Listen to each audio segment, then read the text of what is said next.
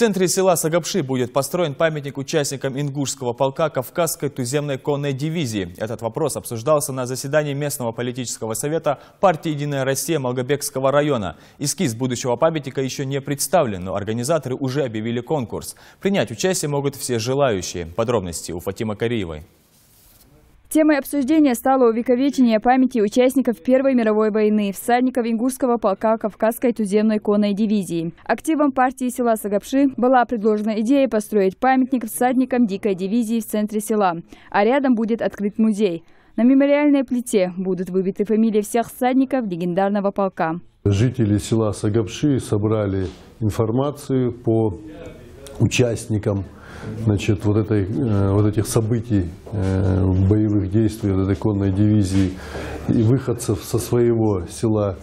И мы сегодня с удовольствием просто послушали ее. В Сагапшах проживает свыше 15 тысяч человек. Это один из самых больших населенных пунктов республики. Курей Шивлоев, депутат сельского совета, он со школьной скамьи интересуется историей России. Еще в конце прошлого года он нашел документы 7 всадников дикой дивизии, жителей этого села.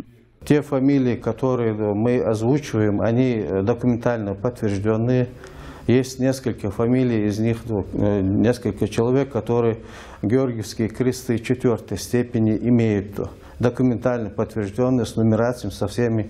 Есть несколько человек, которые георгиевские медали 4-й степени имеют. Здесь на совете было решено объявить конкурс на эскиз памятников. В нем могут принимать участие все желающие. Также объявлен конкурс детского рисунка, посвященный столетию туземной конной дивизии среди учащихся школ Малгобекского района. Подробная информация будет размещена на сайте Ингушского регионального отделения партии «Единая Россия». А контролировать это будет рабочая группа, представители активов партии и историки. Фатима Кариева, Юнус Тучоев, Новости 24.